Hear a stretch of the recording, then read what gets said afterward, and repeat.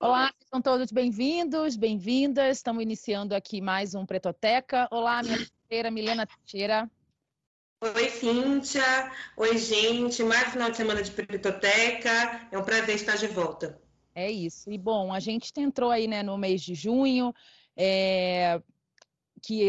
todo mês de junho, né, temos a celebração aí do Dia dos Namorados no dia 12, e a gente quer falar sobre isso. Vamos fazer aqui uma série de um mês sobre afetos, né, sobre amor preto, principalmente, conversar sobre isso. É uma data que as pessoas, né, costumam presentear os seus namorados, namoradas, etc.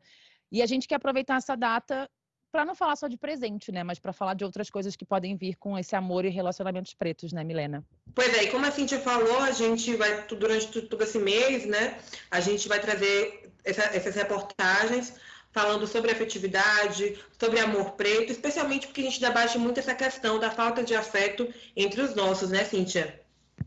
Exatamente isso, principalmente porque 12 de junho, né, pode ser uma data sensível para muita gente.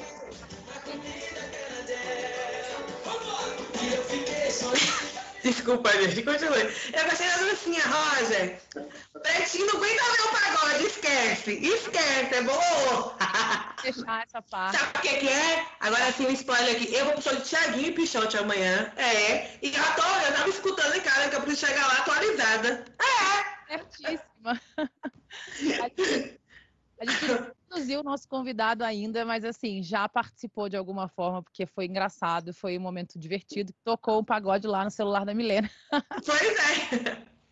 Mas vamos lá. E retomando aqui, principalmente, né, porque 12 de junho pode ser uma data muito sensível para muita gente, para solteiros e solteiras, para casais pretos que às vezes têm dificuldade, né, de relações afetuosas, como a Milena disse.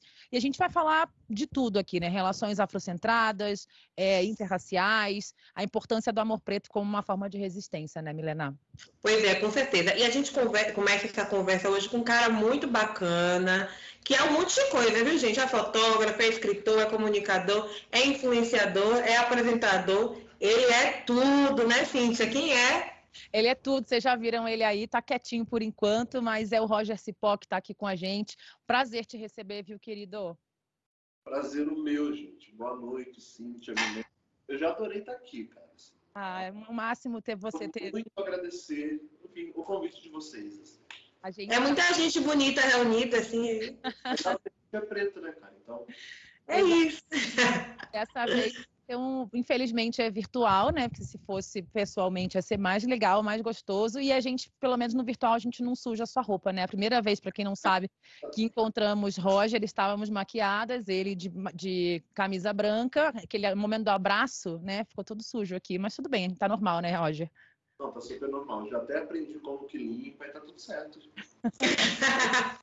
É sobre conhecer mulheres negras. Exatamente. Só para complementar aqui o currículo extenso do Roger, a Milena falou que ele é tudo, é de tudo um pouco. É apresentador, fotógrafo, comunicador, influenciador digital. E em 2020 foi considerado pela Wired Magazine uma das 50 pessoas que transformam a criatividade no Brasil.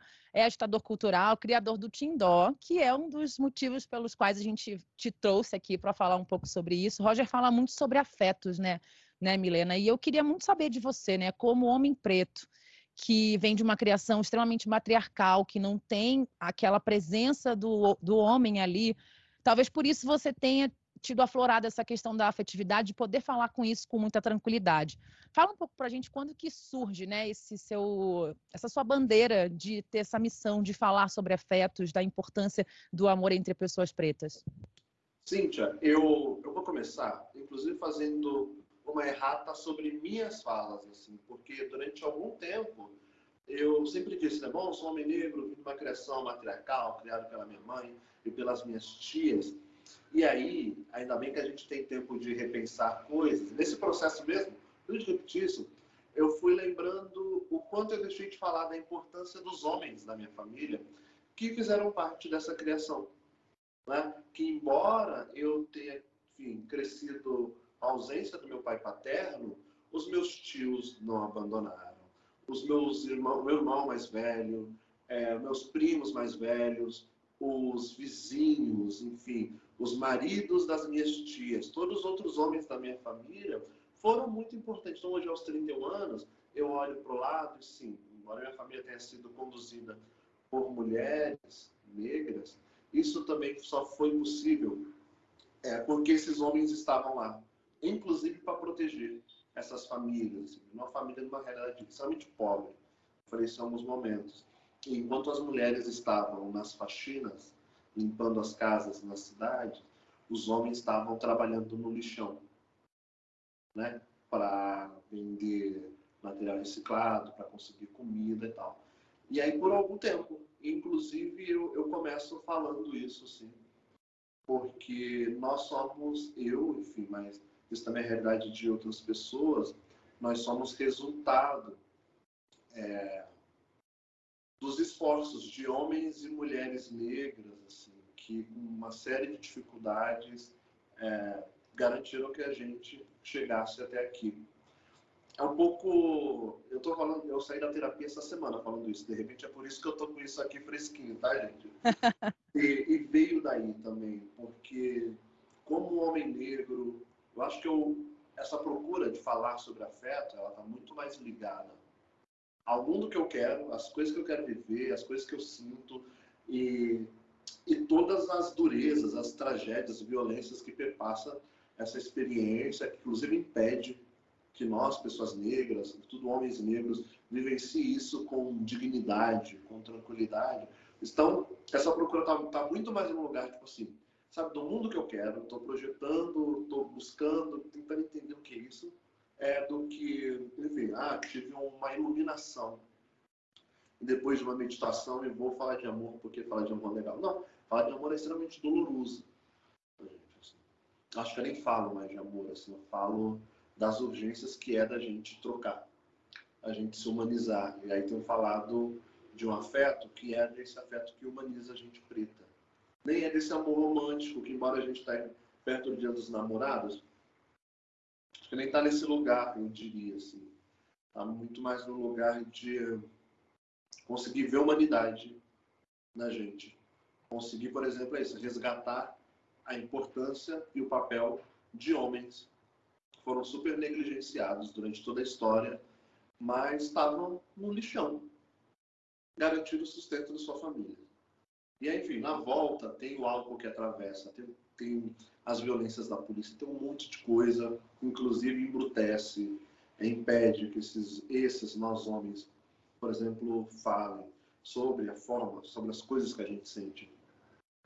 Né? A gente não costuma falar, assim, mas estava lá. Eu acho que o cara trabalhar 13 horas no lixão é uma imensa demonstração de amor à tua família e de compromisso. Né? Tenho dito isso porque durante muito tempo também muita gente sustentou o discurso de homens negros displicentes com suas famílias, homens negros que não sabem amar, homens negros responsáveis pelas mazelas que atravessam as comunidades, mas não. Eu falaram de homens negros também impactados por essas violências. E aí, enfim, eu vim da terapia há pouco tempo, gente, então estou vindo falando disso aí. É bom que já faz uma terapia aqui com a gente também, para a gente levantar essas discussões, que é a melhor coisa aqui, para isso que a gente existe, né, Milena? Milena, você está sem áudio. Pois é, não, mas esse espaço é para terapia também, é para isso que o Pretotec existe e me botou para pensar também sobre essa questão, né? Sobre como a gente olha os homens negros que ficam e tal na nossa família. Mas, Roger, queria perguntar agora aqui de uma questão assim, né? Eu, uma usuária, ex-usuária do Tinder, queria saber como é que eu não tive ainda acesso Comprometida, né? ao Tinder. Não dá, agora eu tô comprometida, não dá. Mas assim, esse Tinder, como é que começou? Começou na pandemia que eu li, né? Sim, o Tinder começou na pandemia. Eu lembro Genial! O nome é genial! Nem tinha nome, né? E aí, mas antes da pandemia. A gente explicar, Roger, só para quem não acompanhou, né? Esse Tindó, gente, era uma série de lives que o Roger fazia na pandemia, sempre às sextas-feiras, às 11 da noite, e aí ele explica exatamente agora o que eram essas conversas com o público. Essas conversas, elas começaram em conversa, tipo assim, em café e boteco com os meus amigos e as minhas amigas, a maioria de pessoas negras. a gente falando das tretas entre a gente, que não se relaciona bem, e não sei o quê. Tretas que podem acontecer sempre. A gente falando sobre isso. Sempre falando muito de problema, e eu confesso para vocês, gente, eu estou muito cansado de falar de problema, das tragédias, mas e eu quero solução. Então, tipo assim, beleza, a gente tem que a gente faz o que com isso? Ah, não sei. Falei, bom, comecei a abrir a live no meu perfil para falar sobre esses assuntos também, mas muito despretensiosamente eu estava falando. Mas eu comecei a perceber que a galera, quando tá na madrugada, tem tempo, a galera vai, né? E aí eu percebi que a minha audiência começou a flertar por comentário ali na live, sabe? Eu vejo, tipo, ali, pô, fulano entrou aqui, ô, e fulano tá solteiro, não sei o que, um papo assim. E aí, uma artista, a Ela Fernandes, que é uma cantora, atriz, multitalentosa lá de São Gonçalo, aí ela fala assim, pô, por que você não chama a galera para se apresentar aí? Então, já que o pessoal tá aí flertando, flerta aqui na live, né? Eu, por que não? E comecei a chamar. Chamei um, chamei dois, e as pessoas entravam e era assim mesmo, gente. Oi, boa noite, eu sou fulano de tal, eu sou solteira, sou bissexual. Eu fico com meninos, ou fico com meninas. A galera se apresentando e isso foi se tornando uma mecânica. Nesse dia, a gente foi até 6 horas da manhã. Nossa. Já tem tempo. 6 horas da manhã, alguém, assim, muito iluminado, falou assim, putz, agora a gente tem o Tinder do Cipó. Helena é o nome da garota. Lá de Brasília. Agora a gente tem o Tinder do Cipó. É o Tindó. E ficou. Tá bom, agora a gente tem um nome, a gente tem um nome, a gente tem um motivo, a gente tem o endereço, né, que era o meu perfil, o horário. Então, desde esse dia, todas as sextas-feiras, às 23 horas, eu abria a live no meu perfil e ia criando essas conexões entre as pessoas. Então, muita gente flertou. Teve gente, enfim, que casou. Tem gente que tá grávida. Eu sou tio de Legal. conheceu no Tindó. Mas, assim, para além disso, Milena, quem não flertou, não achou alguém para beijar, teve gente que foi morar junto durante a pandemia. Teve gente que terminou namoro. Mas, para além disso mesmo, assim, depois eu entendi que o Tindó, ele era uma plataforma para as pessoas negras se encontrarem. Ali a gente convergia, e se as pessoas flertavam, ficavam não, pelo menos elas estavam conectadas. Elas tinham pelo menos a oportunidade de se verem. Coisa que a gente não vê em outras plataformas desse gênero. Sim. As reclamações da galera é essa. Bom, eu não vejo pessoas iguais a mim em alguns aplicativos de relacionamento. Então é isso. Bom, se a gente não vê lá, vamos montar aqui e ver o que a gente faz. Né? Se a gente tem um problema, por exemplo, de distanciamento, pessoas negras não se relacionam, o que a gente faz para que as pessoas se juntam? E aí é no encontro mesmo que as coisas acontecem. Porque, de repente, a gente não está se relacionando porque a gente não está se vendo. A gente está 2, 3 numa universidade. A gente está mais 2, 3 numa multinacional e as pessoas não se encontram. Ou, enfim, as pessoas não se encontram mesmo. Assim. Então, não tem nem como você se interessar por alguém que você não vê, né? Que você não tem tempo. Assim. E por outras pessoas também que, de repente, está ali para além das suas bordas. Então, o Tindó nasceu dessa forma. E a gente foi 1 ano fazendo isso, e é uma coisa que aconteceu no Tindó foi, o Tindó acabou sendo costurado por artistas pretos e pretas. Então, entrava a galera para flertar, mas também aparecia alguém para mostrar a tua música. Pô, vim aqui, fiz um poema para homens negros, para mulheres negras, posso mostrar? E o Tindó acabou virando esse grande festival, vou chamar assim, mas é muito mais um encontro mesmo. E isso acabou, enfim, também depois, até por conta da minha rede, conectando artistas independentes, artistas já consagrados que vinham, tá na madrugada aqui, sei lá, Rodriguinho, Salgadinho, tá na madrugada, eu entrei aqui no Cipó, botar uma música aqui com a galera, Lázaro, Yuri, Marçal, todo, Tiamar. Rapaz, é bem relacionado, né? Tem que respeitar quem é bem relacionado, né? Como diria Ainda bem que a gente tem uma boa rede, né? A gente tem uma boa rede, fazer o quê? Cipó, eu quero saber se você usou o Tindó. Tá? Porque tá falando aí que teve. Não, eu tomei uma postura no Tindó que era, eu tinha um jargão, uma brincadeira até, que treinador não jogava no Tindó, e não joga. Porque eu queria estar isento também disso, mediar, e também para cara, de alguma forma também não fazer uso, enfim, desse lugar de referência, disso, e também, obviamente, dos problemas que isso poderia gerar, assim. Então, eu queria fazer mau uso disso e também manter um lugar com qualidade, porque, gente, se relacionar é complexo, assim. E tudo pode acontecer em relações, assim, saca? E precisa de alguém sempre no meio para medir a conversa. Então, eu gosto, por exemplo, tem uma filósofa do Burkina Faso, que é a professora Sobon Fussomé, ela escreveu um livro muito interessante que eu indico para todo mundo, que chama Espírito da Intimidade. É um livro que fala de formas tradicionais africanas de se relacionar. E ela olha para essa tradição dela e conta como estudar. Não vou ficar dando spoiler, mas eu digo assim, todo mundo leia. E ela fala, por exemplo, que o quanto, por exemplo, no Ocidente, a gente perde por não ter uma comunidade para mediar os conflitos das nossas relações. A gente não tem, né? A gente tem essa história de que, bom, a gente já sabe que em briga de marido e mulher, enfim, se mete a colher mesmo, mas a gente está falando uma perspectiva quando há violências. Mas não quando há, tipo, enfim, conflitos e o relacionamento não tem outras referências para falar, tipo, para trocar. É sempre duas pessoas, às vezes embebida de muitas outras violências, de traumas, não sei o quê, tentando resolver isso. Quase sempre a gente explode, né? A gente explode. O Tinder não é uma terapia de casal, nem era, nem se tende a isso, mas era uma forma da gente trocar, enfim. Não era uma terapia de casal, mas durante muito tempo, durante esse ano, eu conversei com psicólogos também, assim, falando das questões que perpassam por isso, profissionais de saúde, ginecologista, urologista negro, que é, enfim, quase raridade de encontrar no país. Eu sempre falo, gente, eu conheço urologista negro, tá? Vocês inclusive, pessoas que têm pênis, lembrem sempre de...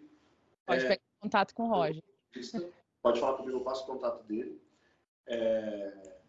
E aí, enfim, dessa rede mesmo, assim, trazer sempre elementos que pudessem inspirar, né? Não é... O Tinder nunca foi um lugar para, enfim, responder demandas ou resolver questões, ou dizer, não, tem uma questão com relacionamento, eu vou no Tinder. Não. Ou tem uma questão com relacionamento, eu vou no Tinder achar alguém. Não. O Tinder é um lugar para as pessoas se encontrarem. E a partir do encontro, as pessoas, elas se movimentam para os seus interesses. Assim. Sim. Eu falo muito. Não, é que bom que você fala muito, porque é bom te ouvir. Fique à vontade, esse espaço aqui é para isso mesmo. Agora, é realmente uma iniciativa que ultrapassou as barreiras do flerte, né? Você ouviu as pessoas abrindo o coração, falando sobre afetividade, pedindo desculpas, né, por algum erro do passado com relacionamentos, etc. E também é um projeto que ultrapassa agora as barreiras da internet, né? Ele vira concreto, gente. Vai ter Tindó, o baile. Conta pra gente isso. Sim, vai ter Tinder Baile, eu espero vocês todas, inclusive. Mas sim, eu sempre fui uma pessoa de realizar coisas fora da internet. Estou na internet hoje, mas eu sempre, enfim, marcha, movimento social, enfim, ações comunitárias, sempre fui essa pessoa. E eu sentia falta, obviamente, assim, desses lugares. E aí, depois do Tinder, eu falei, cara, essas pessoas que passaram um ano conversando por telas e por mensagem, e que gente que me escreve para falar que virou amigo, que fez negócio. Bom, agora a minha manicure era fulana que estava no Tinder. Agora a minha psicóloga, a minha ginecologista é fulano que estava no Spol. Então eu falei, cara, essas pessoas precisam se encontrar. Elas precisam olhar nos olhos. Inclusive para ver se concretiza vários desses flertes ou não, mas elas precisam disso, dessa oportunidade. E aí eu esperei que a gente tivesse vacina, né? E aí todo mundo aí já com as nossas terceiras doses, inclusive quem não vacinou passa longe do Tinder sempre. Ainda bem que a gente não gosta dessa galera. Não sejam nossos amigos.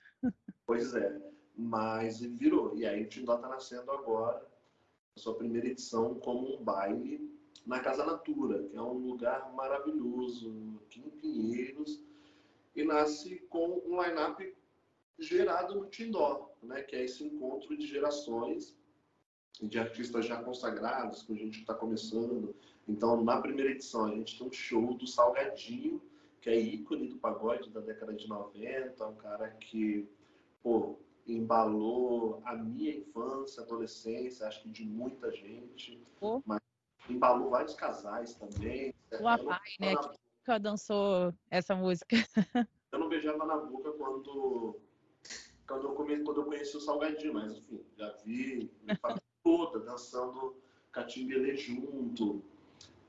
Então o Salgadinho topou esse convite num show que ele convida Tássia Reis, Késia, JP, Isra, e aí depois tem a Afroline, que é uma DJ que está arrebentando os bailes cariocas e fazendo sucesso no país já. Tudo isso em Casa Natura, no dia 10/6, às 20 horas. Então, assim, bora todo mundo, gente. Inclusive, Sensacional. os ingressos estão se esgotando, então... Gente, é um grande evento. É um grande evento. É um dos maiores eventos. Eu amei. Eu amei a programação. Helena já está com a roupa de ir. Já tô com roupa de ir. Aí pro baile. Nossa, eu achei maravilhoso. E a ideia também, bem legal. Acho que vai dar bom, vai dar bom. Roger, eu queria te perguntar uma outra questão que fala um pouco aí sobre essa primeira pergunta da Cíntia, né?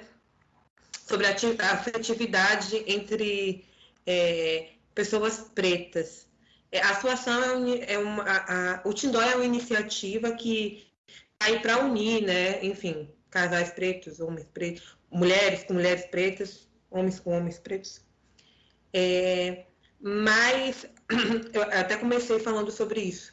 A gente fala muito sobre essa falta de efetividade entre os nossos, né? A gente até eu dou um exemplo pessoal aqui de muitas vezes muitas mulheres a gente tem contato mesmo se relaciona com homens mais negros até mais tarde nesse período da vida. Eu queria sua opinião. Será que isso é porque a gente tem dificuldade, essa questão da autoestima, né, de se olhar, de ficar com alguém que é parecido com a gente? No meu caso, por exemplo, dando um exemplo, né? Eu sou de um bairro popular, e enfim, eu tive vivências de quem mora de favela, né? De quem mora. E eu tinha contato com meninos pretos, mas várias vezes eu optei por ficar com meninos brancos, entendeu? Será que é porque eu tinha essa. Hoje eu paro para pensar, né? Também depois de fazer terapia e tal. Será que eu não fiquei com um preto porque ele era parecido comigo? Porque eu não me vi, entendeu? Porque eu não queria me ver? Eu compartilho do seu sentimento. Acho que talvez fosse uma forma da gente querer fugir um pouco de nós, assim, né? Do que a gente enxergava no espelho e não se enxergava no outro. Mas a pergunta foi pro Roger, vai. É isso. E como a gente está pensando assim em solução para isso, como você falou, a gente aponta o problema, tá? Mas como é que eu soluciono isso? O que você aponta como solução para isso, sabe? Você com a sua experiência, enfim. É muita pretensão minha tentar apontar alguma solução para isso, tá? Muita. Uma vez eu conversei com uma revista, e aí depois a revista me chamou de hit brasileiro. Eu falei, calma, não, porque nem é isso. Mas assim, a gente tem um racismo aí, né? A gente, é a primeira vez, né, sei lá, que eu trago essa palavra aqui na nossa conversa, mas o racismo ele é definidor tem sido, né, definidor das nossas experiências de humanidade, assim, nesse país que é racista. Então, se o país é estruturalmente racista, óbvio que a nossa subjetividade ela é impactada pelo racismo. Na nossa subjetividade tá as nossas noções do que é belo, tá as nossas noções do que é querido, tá tudo isso. Assim. Então, isso também, assim, por exemplo, quando eu entendo que não são as mulheres negras que não me amam, não são os homens negros que não me amam, é o racismo que produz isso. E aí a gente está mirando, quer dizer, em alguns momentos, né, a gente mirou armas para as pessoas que são impactadas por essas violências. Então, por exemplo, por que eu parei de discutir, sei lá, paulotagem? Nem quero falar disso aqui, tá, gente? Só para... Mas e vai discutir sobre isso aqui esse mês. Por que eu parei de discutir sobre isso? Porque a gente estava andando por uma discussão que não tratava do problema. Não tratava do problema. O problema para uma pessoa ter preferência a uma pessoa... Quer dizer, nem tem preferência, porque eu acho que as pessoas podem ter preferência o que elas quiserem. Eu já cheguei nessa ideia de dizer, faz o que quiser. Eu não consigo convencer aqui e falar, olha, Helena, você tem que ficar com homem preto. Não consigo, ou com mulher negra. Se não fizer sentido para você, você vai falar, beleza, vou ficar com quem eu acho mais bonito, com quem me contempla, com quem me completa. É uma decisão. É uma decisão isso. Então, eu parei de discutir porque a gente estava andando em torno de responsabilizar fulano e ciclano, sem falar dos impactos do racismo na construção dessas perspectivas de afeto. Sem falar do impacto do racismo na construção do nosso desejo, por exemplo. Do nosso desejo de ser amado e tal. E sem entender, por exemplo, o impacto do racismo na desumanização da gente. Assim, quando a gente fala, não, as pessoas negras são desumanizadas, a gente também está falando que as pessoas negras, elas não são ensinadas a lidar com a afetividade, com o amor, né? Com, por exemplo, com o prazer. A gente, durante muito tempo, e vários de nós, a gente lidou com o prazer de forma hipersexualizada. A gente não lidou com prazer, a gente lidou assim, com desejo sobre aquele corpo que foi estereotipado e o que eu tiro disso ou não. Assim. Então, eu acho, Helena, mesmo assim, quando a gente quer falar de amor, se a gente quer falar de dinheiro, a gente precisa entender onde mora o racismo nisso. Assim. E o racismo é a nossa grande ferida. Né? O racismo mostrou, bom, mas tem isso aqui, tem isso aqui, tem, mas não pegar no racismo assim e trazer para cá, a gente não vai avançar. Assim. Não vai avançar. E compreender, por exemplo, que não só que o amor é um direito das pessoas negras, o desamor também.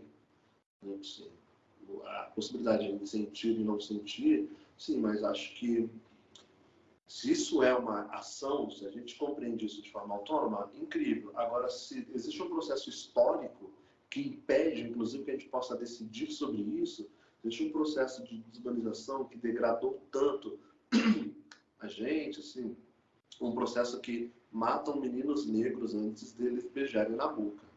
Né? Um processo que mata meninos negros antes deles entenderem que eles querem um relacionamento, por exemplo. Assim, um processo que violenta mulheres negras, né? Antes que elas possam entender se elas querem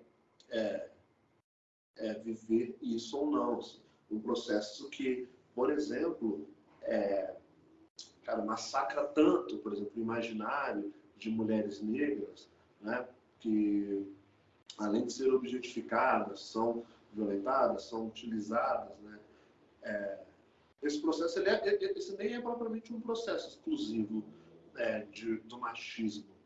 Isso é um processo porque antes dessas mulheres elas são mulheres negras, e óbvio, tipo, a cor chega antes. E se a cor chega antes, o ódio a essa cor chega antes também. E aí ele acaba conduzindo, inclusive, o machismo e todas as outras violências, né? Ele é potencializado. E isso nega a possibilidade da gente viver. Por isso que eu acredito mesmo, a gente vai conseguir, eu não sei se a gente vai resolver, tá, esses problemas, mas a gente consegue lidar melhor, penso eu, compreendendo isso e buscando solução juntos, assim. Porque ninguém sabe, a gente não sabe, entendeu? Claro. E dela, eu também me identifico, né? E você ressaltou muito bem como é que a gente se relaciona com pessoas que a gente não encontra. A nossa profissão aqui, enquanto jornalistas, a Milena sabe bem, ambientes majoritariamente brancos, né? Então você vive ali no trabalho e aí sai com essas mesmas pessoas depois do trabalho para um bar, né? Um happy hour, etc. E é que você acaba se relacionando com essas pessoas, né? Eu também me relacionei a maior parte da minha vida com homens brancos, no caso, sendo mulher hétero, né? E essa questão dessa consciência de querer trazer uma força maior, né, para relações com pessoas pretas é uma coisa realmente que chegou um pouco mais tarde. Eu imagino que você também tenha tido relações com pessoas brancas. Não sei também, você vai trazer o seu depoimento. Eu vou te dizer o porquê não. Assim, eu não cresci assim, com uma consciência racial. Eu não tive essa sorte. Né? Não cresci nesse lugar. Mas eu cresci num território majoritariamente preto. Assim, muito preto e muito pobre. E com poucas possibilidades de sair desse território. Então você sai para a escola, mas na escola você é o preto fedido. E as meninas são as pretas fedidas também do cabelo duro. Então, tipo, na escola ninguém quer essa galera. Entendeu? A gente só entende depois de velho por que nunca beijou na boca na escola, né? Impressionante. Mas assim, quando a gente volta para a comunidade, que aí a gente vai brincar junto, a gente vai crescer, adolescência junto, escola de samba, eu vim num lugar que tem escola de samba no bairro, então todo mundo se encontrava na escola de cima do bairro, quermesse, festa junina, tudo isso. E aí acontece o quê? A gente vai se entendendo entre a gente. E também a gente vai começando a se ver belo entre a gente. Porque é quem está do lado. E é isso também. Se lá fora a gente é exceção, né? Se lá fora a gente é um outro, se lá fora a gente não se vê, nesses territórios a gente se vê, na convivência, na troca, a gente começa a se ver belo. A gente começa a se gostar. E aí, isso explica, por exemplo, por que em territórios, por exemplo, como as periferias, a preferência, isso o IBGE mostra também, a preferência dos relacionamentos, eles são monorraciais, quer dizer, que homens e mulheres negras se relacionam entre si na favela, na maioria. Né? O que já quebra, por exemplo, a máxima de que homens negros e mulheres negras não se relacionam. Se você olha, o IBGE está lá. A gente pode discutir a qualidade dessas relações depois, mas isso aqui é um dado. E aí eu vim desse lugar. Então, por exemplo, eu sempre namorei mulheres negras. Namorei algumas vezes, né, inclusive, mas sempre foram mulheres negras. E aí, depois de adulto, existe uma consciência assim, do que isso significa. Mas eu não construí essa consciência de ser. Obviamente, eu tive preferências, por exemplo, quando começo da adolescência, por meninas brancas, mas eu nem chegava. Está muito longe de mim. Está muito longe. E nem foi tipo, eu me relacionei com as meninas negras porque foi o que sobrou. Não, era a minha comunidade. E a crescer por verdade, então a gente vai sacando, não. Sim, era bonita aqui, a gente está aqui, vamos. E a gente foi. E aí, isso se constrói admiração, se constrói afeto, porque os nossos espaços, eles também são potentes para gerar afeto, gerar admiração, gerar tudo isso que a gente precisa. Assim. Então, por isso que a gente precisa estar junto mesmo. Exatamente. Exatamente. Também viemos, né, Milena e eu, de lugares periféricos. Eu sou do subúrbio do Rio de Janeiro, ela também de região periférica da Bahia, né, na região de Salvador. E realmente a gente só percebe, né? Eu também não cresci com consciência racial, você vai entendendo com o tempo, porque você, nem pelos colegas pretos que você encontra no seu bairro brincando, nem eles se interessam por você. Você vai entendendo com o tempo, com a consciência racial que vem. Agora, para a gente começar a encerrar essa conversa, eu queria que você trouxesse assim, a sua percepção do porquê que é tão importante a gente trazer esse peso de afirmar essa afetividade entre pessoas pretas, esse movimento, né, de relacionamento entre nós. Por que ele é tão necessário, tão importante a gente olhar para esse lado, até para a juventude que está começando, né, a se relacionar, quem nunca deu um primeiro beijo na boca ainda, para entender a necessidade de a gente estar junto nesse momento, principalmente no início da vida.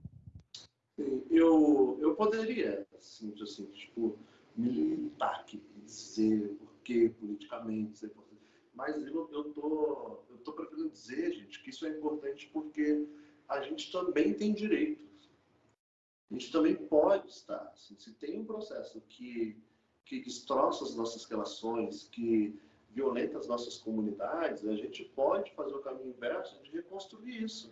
Assim, a gente precisa fazer isso, porque se a gente não faz isso, e aí eu nem estou falando de uma conversa que ela porque as pessoas negras estão sumindo e não sei o que e tal, por conta das relações interraciais. Assim. O Brasil é um país totalmente miscigenado, né? Ponto, assim. Nós somos, por exemplo, maioria de pessoas pardas, né? Se a gente pensar, o Brasil é majoritariamente um país de pessoas pardas. Por quê? Porque, obviamente, existiu um processo de miscigenação aí provocado pelo Estado, mas também a gente não pode perder de vista que há ação truculenta da polícia que mata homens negros, sobretudo homens negros escuros, retintos, todos os dias. Assim, né? Sueli Carneiro falou, né, agora recentemente no podcast do Mano Brown. Sensacional, inclusive, uma aula, né? Quem não viu ainda...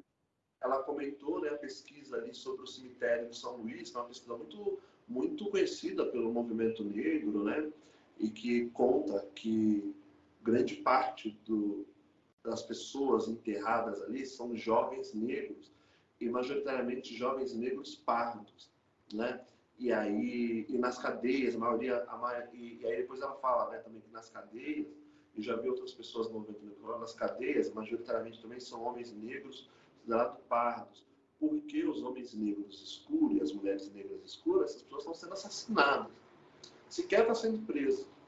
Acabou, né? Acabou não, porque a gente continua aqui. Mas existe aí um processo de ódio, né, contra isso. Então eu gosto de dizer, enfim, voltando, né? Eu falo, eu vou e volto. Assim. Mas para dizer que, cara, a gente precisa, assim, estar junto porque é um direito. É um direito, assim. E porque isso nos foi negado na história. A gente precisa produzir essas referências, porque todos os povos têm condições de se relacionar entre si, depois eles escolhem com quem se relacionam ou não. Mas todos antes têm o direito garantido de se relacionar entre si. E a gente não teve esse direito, a gente não teve essa escolha, porque a gente foi sequestrado, a gente foi saqueado, a gente foi violentado, a gente foi reduzido a nada. É bom lembrar que o processo de escravização é reduzir pessoas negras na condição de objeto. Então, como objeto vai construir família? Como objeto tem sentimento? Entendeu? Então, assim, acabei militando, né? Engraçado.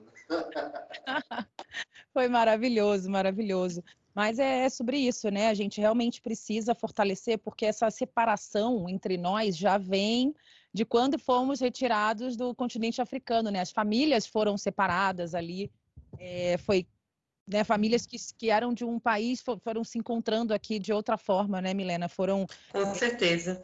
se relacionar de vários países diferentes, foi uma...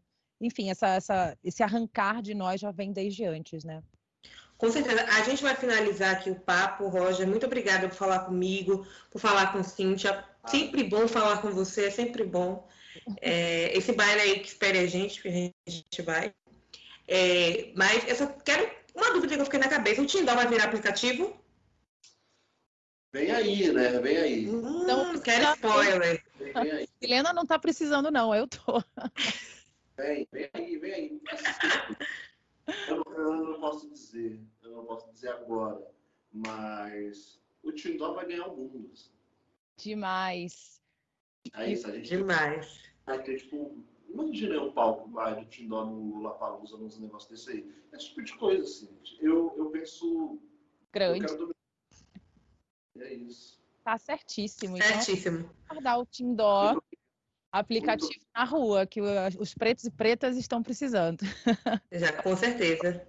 Muito obrigada, gente. É um prazer falar com você. Prazer. Que seja um mês e toda uma vida de afetos, né? Que é sobre isso que a gente quer trazer aqui. Um beijo. Muito obrigado. Beijo, gente. Tchau, tchau. Beijo, tchau.